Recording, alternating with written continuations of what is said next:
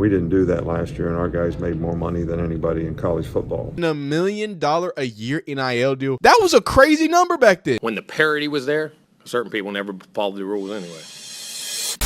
I talk about the NIL all the time, but have I ever talked to you about a classic NIL beef? We're taking it back. Nick Saban versus Jimbo, Big Bucks Fisher, and we're going to let Pat McAfee kind of narrate this throwback time. The early days of the NIL when the GOAT of coaching and one of the most overrated legends in coaching, because he is still a legend, Jimbo, got after about who's really paying people. So we're going to listen to Pat McAfee. I'm going to walk you through some of the things, obviously, because I can't show you this because they will snipe my channel. I've got to do the copyright stuff and add things to it. So I will add things to the video, man. If you're enjoying these types of videos, these NIL coverage, transfer portal stuff, like the video if you like it, dislike if you don't like it, subscribe if you want to see more. Let's get right in. AJ, this NIL deal has been the gift that keeps on giving to us that cover the sports world. Central Michigan or Western Michigan or something offered up $1 million to a player to come play for them. Instead, Caleb Williams transfers to USC and is their starting quarterback instead. But a MAC school put up $1 million to get this player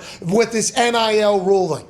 Players going in the transfer portal. Players are now selecting which team they want to go to for what can be most beneficial for them and their family in the short term. Will it end up hurting them in the long term? We shall see. We all think probably. Nonetheless, it'll hopefully get figured out. Now, the NIL ruling in the ability to give out money and pay players and get players money for them to join your squad has started a beef between two lifelong friends. Two guys from West Virginia. One has climbed to the mountaintop one time, the other 6 or 7. Two guys that have changed the sport of college football from the same area during the same time, who have done things parallel to each other, one winning at a much higher rate than the other. Nick Saban and Jimbo Fisher are about to fucking throw hands. Yes. We're talking old school Donnybrook. We're talking West Virginia, right to the mouth. Nick Saban, all right, throws a left back at Jimbo Fisher. This all started last night with Nick Saban speaking on a panel publicly where he talks about the state of the NIL, the state of college football, and in doing so, saws down an old friend that starts a war that we have not seen in some time publicly. Here's Nick Saban starting that thing. The shot heard round the world. But I know the consequence is going to be difficult for the people who are spending tons of money to get players. And you've read about them. You know who they are. I mean, we were second in recruiting last year. A&M was first. A&M bought every player on their team. Made a deal for name, image, and likeness. All right, we didn't buy one player. Okay. All right, but I don't know if we're going to be able to sustain that in the future because more and more people are doing it. So it's tough, and people blame the NCAA. But in defense of the NCAA, we are where we are, all right, because of the litigation that the NCAA gets, like the transfer portal. Every time somebody wanted to transfer, they'd apply for a waiver. All right, if you didn't give them, if the NCAA didn't give them a waiver so they could be immediately eligible, they filed suit. So the NCAA would back off and give them a waiver. So they just said, we're just going to make a rule where everybody can transfer. That's how that happened. So if the NCAA doesn't get some protection from litigation, whether we got to get an antitrust or whatever it is, from a federal government standpoint, this is not going to change because they cannot enforce their rules, just like Nate said. We have a rule right now that says you cannot use name, image, and likeness to entice a player to come to your school. Hell, read about it in the paper. I mean, Jackson State paid a guy $1 million last year that was a really good Division I player to come to the school. It was in the paper, and they bragged about it. Deion. Nobody did anything about it. Aflac, I think. I mean, these guys at Miami that are going to play basketball there for $400,000, it's in the newspaper. I didn't know he's going The guy tells you how he's doing it. So, but the NCAA can't enforce their rules because it's not against the law. So I don't think Nick Saban starting wars with both Jimbo Fisher and Deion Sanders whenever he walked onto that stage last night to start talking about the state of the NIL. And I think a lot of people will see this as potentially hypocritical because everybody has assumed that for a long time, Nick Saban had been cheating and paying players and under the table and paying family members to have jobs in the area so their bank accounts change, not the players' bank accounts change. And people are driving around in nice cars. That's what the word was about Nick Saban from outside of Alabama. Am I wrong in thinking that, AJ Hawk? No, that's definitely something that people absolutely would assume, that they are doing it as well as the majority of big-time schools. So the NIL deal kind of allowed other people in other teams to potentially start like almost corralling people like, hey, we're allowed to do what the big schools are doing now. And Nick Saban hates it. Nick Saban's not a fan of it. You could hear him basically saying, we're not going to be able to keep up. All right, we're going to fall down here. In Alabama, by the way, I'm a fan. Roll motherfucking Tide. You hear me? I am a fan of anybody and anything that is dominant for a sustained amount of time because the amount of work and the amount of effort and diligence and time and focus and sacrifice it takes to continue to have success is something that I have the utmost respect for and I'm a fan of. Now, though, it seems like Nick Saban sounds like a little bit of a hypocrite. Yeah. A little bit of a hypocrite in all of our eyes. In all of our eyes, it sounds like a little bit of a hypocrite. And Jimbo Fisher said, nah, you think he's a hypocrite? I fucking know him since the old days. Yeah. This is Jimbo Fisher calling a press conference this morning to answer what Nick Saban claimed just last night. Any contact with Nick since No. Oh, he's called. He's called me this morning. Fuck. you just didn't take the call? Not going to. We're Fuck. done. Fuck that guy. And He shows you who he is. Fucking. and then I just wanted He's the to greatest ever, huh? You can't move on, bud. Who's the reporter? and then I just wanted When you to got all the advantages, Just let him go. it's easy. and I just wanted to So that guy had a really important follow-up. Yep. Okay? As he was kind of pissed off, he goes, yeah, Nick tried to call me. All right? We're done. He's fucking dead to me. Okay? This guy is done. I'm not talking to him. Oh, it's all fun and games, huh? What happens when the rabbit gets the gun? Is basically what Jimbo just said to Saban. Then he would go on to say this about Nick Saban. This one's a big one. This one's a big one. Some people think they're God. Whoa. Go dig into how God did his deal. You may find out about a guy that a lot of things you don't want to know. We built him up to be the czar of football. Go dig into his past or anybody that's ever coached with him. Whoa. You can find out anything you want to find out. What he does and how he does it. Lane Kiffin. Despicable.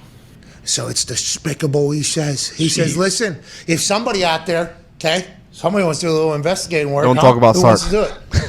Who wants to do it? Somebody wants to hear it. Fuck, somebody will want to do this. Go ahead and look into it. It's despicable. What is he talking about there, AJ? We're talking. That's what I want to know. I want to follow it. So he says, like, you could find it out. Just do some digging. Talk to anybody that coached for him. My first follow-up, excuse me, Coach, you coached for him for, I believe, 5 or 6 years. Please do expound upon what you are trying to tell us. I would love to know all the details. But I guess, my question is he just claiming that, hey, he did like corrupt things to get recruits on campus and they paid players, whatever? Or is he trying to encompass everything? Like, hey, he's a bad dude as well off the field. That's what I'm worried about. I think B is what he was trying to allude to there. That's why it's so real. And that's why it's so, like, this is unheard of, really. Yes, and then back to the football. I mean, him calling him, some people think they're gold. You know, some people think they're gold. Rich Rodriguez, same accent, by the way. The West Virginia accent is a sweet one, you know. And Saban moved to Alabama, and he's been in the South for a long time, so I assume the West Virginia and the Southern accent, just like the same with Jimbo Fisher, have come together. But there is a certain cadence that those West Virginia folks have. And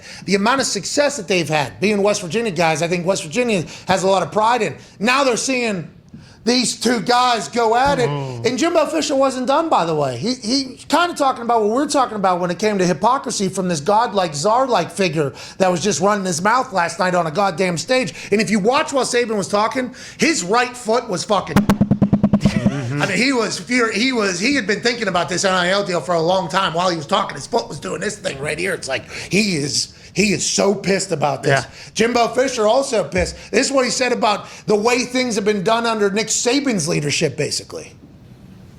And the operations, the way things were done the other way, when the parity was there, Like we said, never has been parity. Certain people never follow the rules anyway. You suspect Nick has bent the rules? No, I didn't say that. It's a mere statement. So I believe what was said in the back there was, do you think Saban has broke the rules or whatever? Never said that. Just made a statement or whatever. So Jimbo's just trying to lay things out like, hey. All right, we don't watch the full thing, obviously, but go watch that video. This is, before we even get into dissecting and going back to this time of freshly new NIL deals and Pat McAfee, who is now Nick Saban's game day co-host, essentially, calling him out for hypocrisy. And I think this is so crazy, of course, because, you know, if you're a Texas fan, Texas A&M has had this pay for player thing since before NIL. Like that's been their thing that they've had. They always spend a bunch of money and can't really get anything done. It's funny to see that happen in the NIL era. Very hilarious to see Nick Saban and Jimbo go at it. And then even funnier to see Nick Saban and Deion Sanders go after it. I didn't think that Deion Sanders was going to be in this video. I was trying to make this about Patrick McAfee exposing all this stuff. But yeah, Deion Sanders is going in the title because we got to talk about this. Nick Saban, huh? You could tell he was on the outs, just slinging at everybody. So upset. Look, one of these days, we're going to find a way to prove Nick Saban actually paid people under the table. I know Lane Kiffin was doing it, but we're going to do that one of these days. But for right now, I don't know how to prove that, but it definitely felt like, and especially a lot of the rhetoric that he said, especially early on. Now Nick Saban sings a different tune. Him and Deion are kind of aligned, but back in the day, it's a little different. So let's go through the different things that they talked about. So how crazy is it when y'all remember when we talked about Charles Huff, who is now, congratulations, Southern Miss head coach, who was offering Ohio State and Jeremiah Smith and those boys Tudor's Biscuits NIL deals to try to switch from Marshall to Ohio State. Well, this is kind of a precursor to that. Back in 2022, you got former NFL quarterback Charlie Batch offering Caleb Williams a nice Billy. Look at that mustache, huh? That's intense. And then to go a little further, Oklahoma quarterback Caleb Williams has plenty of options with a play, yada, yada, yada. Former Lions and Steelers quarterback Charlie Patch tweeted his pitch to Williams on behalf of Eastern Michigan on Wednesday. Eastern Michigan, a Fun Belt team, they didn't almost have Caleb. They could have had Caleb Williams if they only had 10 more millions. Worth NIL deal worth $1 million if available. If Williams, sorry, that's a crazy way to write it, commits to the Eagles with a potential deal sponsored by Game Above Capital. And you know what's super crazy? Like at the time, in $1 million a year NIL deal, that was a crazy number. Like that's actually the wild part about that was a crazy number back then. Oh, a whole mil. I remember around the same time period, and Nick Saban, we've done a video about that, where Nick Saban was talking about it, and he was boohooing about NIL deals, and he was like, Bryce Young almost has a deal approaching 7 figures. It's like, oh, they almost had $1 million, and now you got a Tulane quarterback getting $4 million. You got Carson Beck getting $4 million a year. Times change, and they change pretty quick. But, I mean, obviously, we know what happens. He went to USC, XYZ, element of P. Let's get deeper into this Deion Sanders situation, right? You saw the beef play out. I think Pat McAfee did a really good job of illustrating that. And, of course, I had the videos in the background.